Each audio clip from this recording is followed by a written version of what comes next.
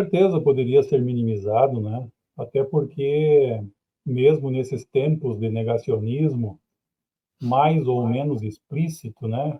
Um negacionismo que ora usa farda, ora usa terninho Hugo Boss, mas está aí presente, né? De forma escancarada, infelizmente, em lideranças políticas expressivas, poderia ser minimizado. Houve alertas, os estudos de longo prazo já existem aí. Desde lá, se formos resgatar os anos 70, Clube de Roma, relatório Brundtland, Rio 92, painel do IPCC, tudo isso já estava sinalizando e mostrando para o Estado, né, e para a sociedade. Quando eu falo Estado, não é governo do Rio Grande do Sul, todas as esferas públicas, né, de que medidas deveriam ser tomadas. A gente vai aprofundar isso um pouco ao longo do nosso diálogo. Certamente o Sérgio tem elementos importantíssimos para trazer aí sobre gestão da água, gestão pública da água, né? Mas me parece que nós estamos no auge, né, Solon, dessa soma de fatores, né? O antropoceno como força geológica, né, onde o homem, de fato, está imprimindo a sua marca no planeta, um, uma situação política de ataque à ciência, à democracia, aos órgãos públicos, à capacidade da sociedade e das leis regularem as relações, né, econômicas principalmente, e chegamos ao auge de um conceito equivocado que já tem talvez quase 300 anos, né, de que o homem pode tudo, né, que o homem pode submeter a natureza de qualquer forma, indefinidamente, né, e isso já se mostra impossível. A natureza emitiu vários sinais, vários gritos de alerta, e eles estão cada vez mais frequentes, cada vez mais intensos. Então, ouçamos a natureza, ouçamos a ciência e lutemos pela democracia enquanto espaço de construção de saídas para esta e outras crises que virão. Antes de chegar aí, eu vou fazer um pequeno resgate. Eu fui extensionista da Emater, sabe? Por quase 20 anos, antes de chegar a ser secretário, diretor-geral e depois secretário da Agricultura, e agora docente, pesquisador do Instituto Federal, e com muito orgulho, vice-presidente do Sérgio aí no Comitê do Gravataí, onde, sob a liderança dele, eu acho que nós estamos conseguindo alguns avanços bem significativos. Eu só queria voltar um pouquinho no tempo, Solon, Francisco e Sérgio. Eu me lembro lá nos anos 90, quando eu recém-formado, trabalhando lá na Quarta Colônia, né, e meu abraço a todos os familiares, amigos, ex-assistidos, prefeitos, vereadores, que conheço todos eles. Quero dar um abraço solidário, especialmente a Silveira Martins, a cidade onde meus filhos nasceram, ao prefeito Montanher, que fez um depoimento emocionante ao presidente Lula ontem, né, anteontem, quando ele veio ao Estado, que quando acompanhava aquelas enxurradas lá, Francisco e Sérgio, aquelas chuvas de 150 milímetros, 200 milímetros, que causavam enchentes, estragos, danos horríveis nas pontes, nos bueiros, nas lavouras. Eu ficava, às vezes, me calculando, né? Porque naquela época a gente fazia muito cálculo, né? Estávamos implantando o Proguaíba, um programa de conservação do solo e da água na bacia hidrográfica do Guaíba, né? Que depois foi descontinuado, né? Enfim, fazendo cálculos, meu Deus, e se chovesse 400 milímetros num dia? 400 milímetros são 400 litros de água num metro quadrado. É muito fácil fazer a conta, que não tem sistema que resista a isso, a não ser um ecossistema natural preservado que já não tínhamos mais, né? Então, aquilo chegava a dar pesadelos, né?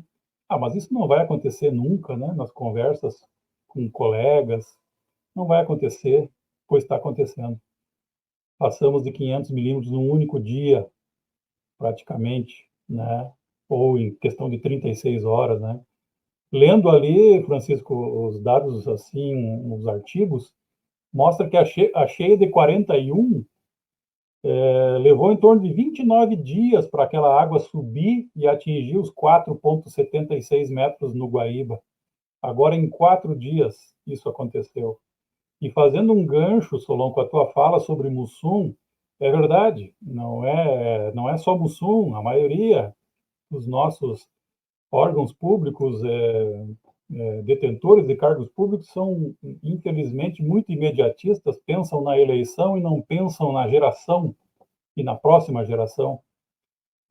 Não faria muita diferença em Mussum, a não ser mitigar um pouquinho os efeitos. Porém, o que está acontecendo no Rio Grande do Sul? É uma impermeabilização do solo. Agora eu vou falar um pouquinho como agrônomo da área de solo, né? É uma impermeabilização do solo pela expansão, né, da monocultura, desse modo de produção completamente incompatível com o nosso clima, com o nosso clima tropical e subtropical. É urgente, urgente que os órgãos de pesquisa, as universidades, a Embrapa, junto com os comitês de bacia, empreendam pesquisas, investimentos, formação e fomento para novos sistemas de produção, uma nova arquitetura da produção agropecuária se faz urgente, não é só por causa do excesso de chuva, porque nós temos que aumentar a infiltração de água no solo. Né? Uma floresta madura infiltra 100, 120 milímetros de água por hora.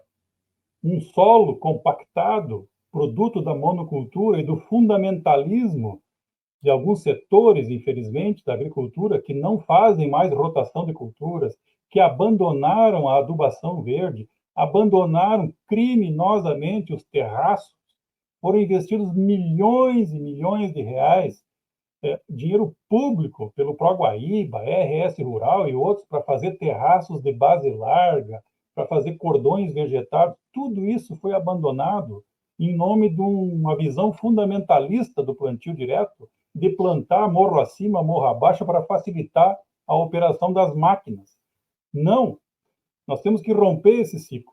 As máquinas, as tecnologias têm que estar a favor e em harmonia com os sistemas naturais, e não tentar adaptar os ecossistemas às máquinas e tecnologias que já estão superadas, são da revolução 2.0 da agricultura e da revolução industrial, não é, Francisco?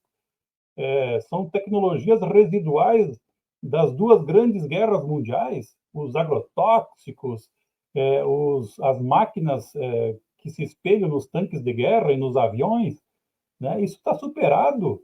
Nós temos que dar um passo adiante, não é voltar ao passado, não é um tradicionalismo inconsequente, mas sim incorporar as melhores tecnologias, tecnologia digital, tecnologia de informação, tecnologia biológica e ecológica aos sistemas de produção.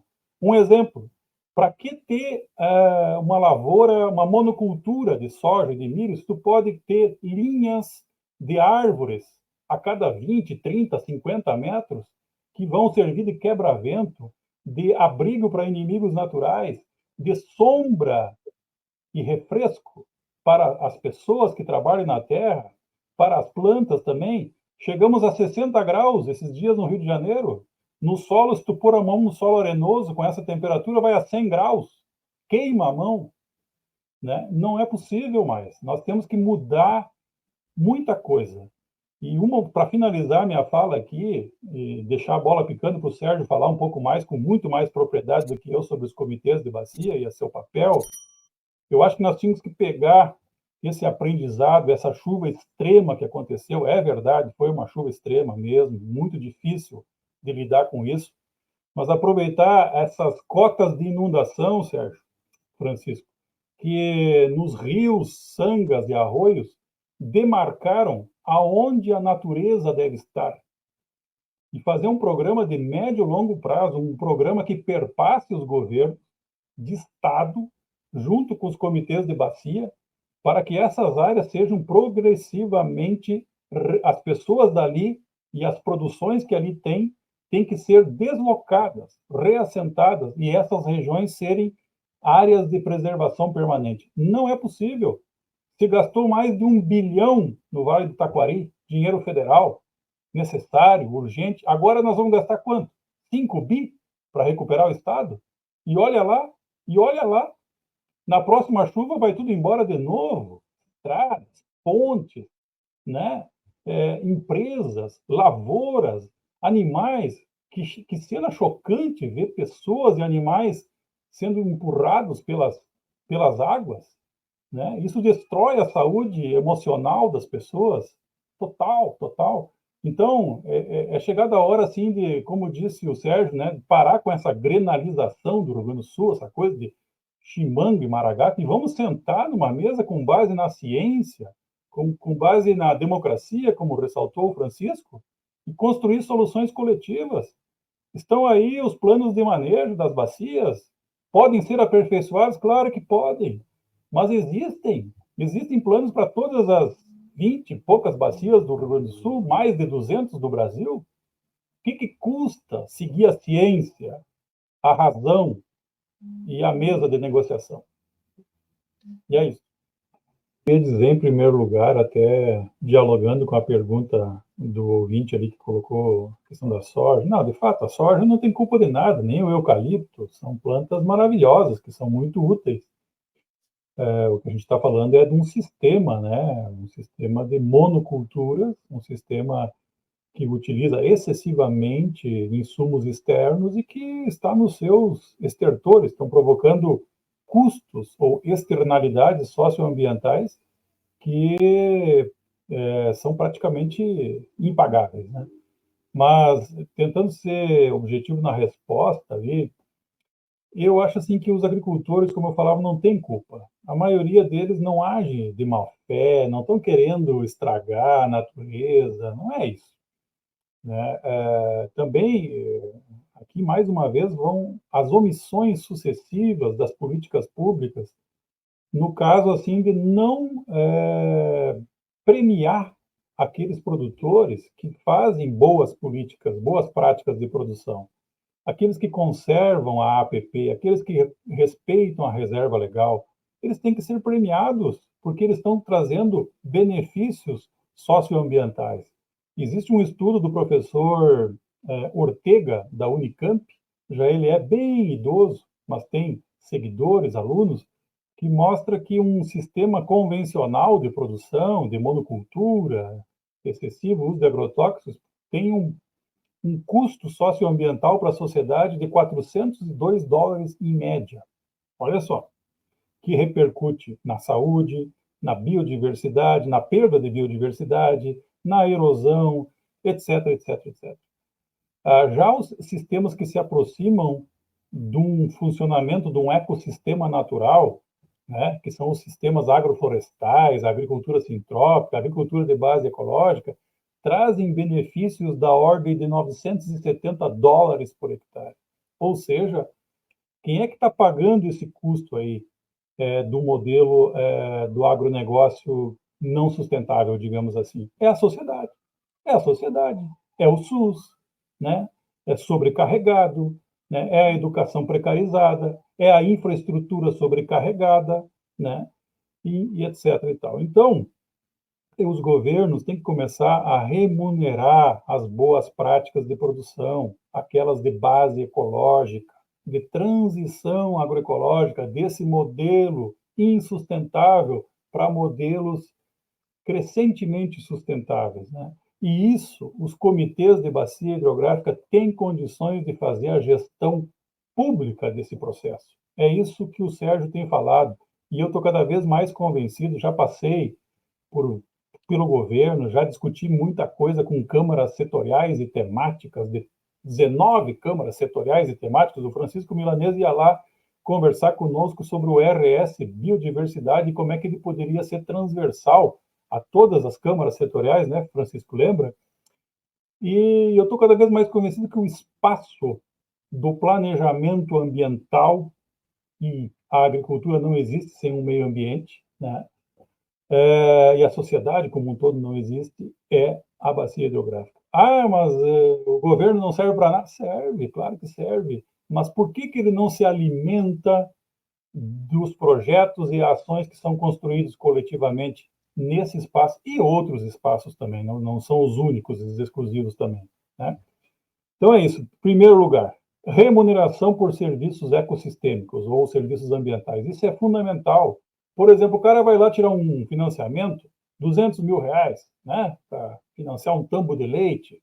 Bom, se ele vai produzir leite a pasto, utilizando homeopatia, fitoterapia, tudo tecnologia que existe. A Emater tem essas tecnologias, a Embrapa também, consolidadas e comprovadas. Pastoreio Voisin, né? O André Voisin veio há 70 anos atrás ensinar isso para nós no Brasil e na América Latina. Cobra juro zero. Em vez de cobrar juro 8%, bota juro zero, até um juro negativo. Por quê? Porque a sociedade vai ganhar com isso, o governo vai ganhar com isso, vai gastar menos em saúde, vai gastar menos em infraestrutura, vai gastar menos em moradia nas periferias urbanas e assim por diante. Então, acho que isso é fundamental. Segundo, esse planejamento em bacias hidrográficas. Terceiro, um redesenho do território. Tem que fazer esse redesenho do território. A natureza está demarcando para nós. O custo está sendo alto, de vidas, custo de histórias de vida, né, de infraestrutura, de sonhos perdidos. Mas vamos aproveitar esse momento e combater o negacionismo. Eu quero saber onde é que estão esses deputados hoje, né, que com projetos lá na Câmara Federal, não, que temos que aumentar, flexibilizar no bioma Pampa, né, Francisco? Avançar ainda mais as áreas que foram tiradas da Mata Atlântica. Não, vamos recuperar essas áreas, vamos recuperar as várzeas onde acontece a recarga da água. Eu, quando olho no Google, assim, lá por Tupanciretã, uma região que eu conheço bem, tu olha, assim, aquelas espinhas de peixe, Sérgio, que são as drenagens que fizeram as drenagens dos banhadinhos para poder plantar soja. Vamos conversar com cada um e dizer, não, tu não vai plantar soja aqui. Vai recuperar esse banhado, tu vai ganhar um subsídio para fazer isso, tal, tal, tal. Tu não vai pagar ITR nessa área de terra, tu vai ter uma remuneração por isso. Enfim, é isso que nós estamos precisando. Eu sei que o espaço é curto, nós teríamos assim um dia inteiro para conversar aqui. Todo mundo aqui é experiente, a começar pelo nosso mediador, o Solon, né? Mas eu queria deixar esse recado. Eu acho que vamos aproveitar essa tragédia para centrar um pouco naquilo que é importante para o futuro da humanidade, né? Se tem alguém que está correndo risco de extinção, não é o planeta. Somos nós, humanos, que estamos correndo risco de extinção. O planeta vai ficar muito bem sem nós. Muito bem. Alguém já disse isso, não sei mais, não sei quem. Dessas pessoas sábias, né? Hoje eu estava lendo o artigo do Lutzenberg, para encerrar, lá de 74, né, Milanês? Que ele falava sobre as enchentes no rio Mampituba, nos campos de cima da serra que desciam no Mampituba e iam impactar em Torres, em todo o ecossistema marinho, mudando a turbidez. Vocês já pensaram quantas Marianas e quantos Brumadinhos estão descendo pelas dezenas de rios e milhares de arroios do Rio Grande do Sul nesses dias? A quantidade de nutrientes, NPK, a quantidade de substâncias tóxicas, inclusive, esgoto, né? E isso vai trazer um impacto muito grave, muito sério na qualidade da água. Eu tive na Argentina, já falei isso para o Sérgio, para o Francisco, visitando o projeto Sprint, que é um projeto que o INTA, Instituto Nacional de Tecnologia Agropecuária, que é a Embrapa da Argentina, lá em Mar del Plata, eu estive lá junto com pesquisadores da UFSM, conhecendo o trabalho de monitoramento da presença de agrotóxicos no sangue, na urina, nas fezes de 100 pessoas pesquisadas, produtores, vizinhos de produtores e consumidores, inclusive consumidores orgânicos, na água, no solo e nos sedimentos, em todos os compartimentos ambientais. É estarrecedor. É estarrecedor a presença de dezenas e dezenas de moléculas de pesticidas agrotóxicos nesses compartimentos, né? Estamos comendo e bebendo, sem falar nos metais pesados, nos resíduos de medicamentos e também plástico, microplástico, nos peixes. Até agora surgiu um estudo aí mostrando que as plantas estão absorvendo microplásticos, né? Não só nutrientes e água, mas microplásticos também. Então, gente, estão aí os sinais, né? Vamos baixar a bolinha, vamos ouvir mais a natureza, vamos dialogar e construir soluções. Existem essas soluções, existem excelentes projetos, programas, existem excelentes experiências, né, em sistemas agroflorestais, né, Sérgio, inclusive ali no lado do projeto Rio Limpo, tem um casal que tem uma agrofloresta. Eu estive lá com os meus alunos do Instituto Federal, uma coisa maravilhosa, tu produzir alimentos a 15 metros de altura, 10 metros, 5 metros, 2 metros, 1 metro, rente ao chão, embaixo do chão. Tu consegue produzir alimentos em todos os estratos. Ah, mas não temos máquinas para isso. Mas vamos desenvolver as máquinas. Vamos botar as universidades, a Embrapa, a inovação, né? Tivemos aí um mês atrás o Salt Summit, no Cais do Porto. Agora está lá o Cais do Porto, embaixo d'água. Né? Não conseguem nem segurar a água que está entrando pelas comportas e pelas bombas. Que inovação tecnológica é essa que não consegue nem segurar a água numa comporta, num dique? Né? Então é isso. Parar com esse hedonismo, esse fetichismo e vamos trabalhar com a vida real, com as demandas reais e importantes das pessoas, de ter água boa, alimento saudável, uma comunidade solidária. É isso que nós precisamos.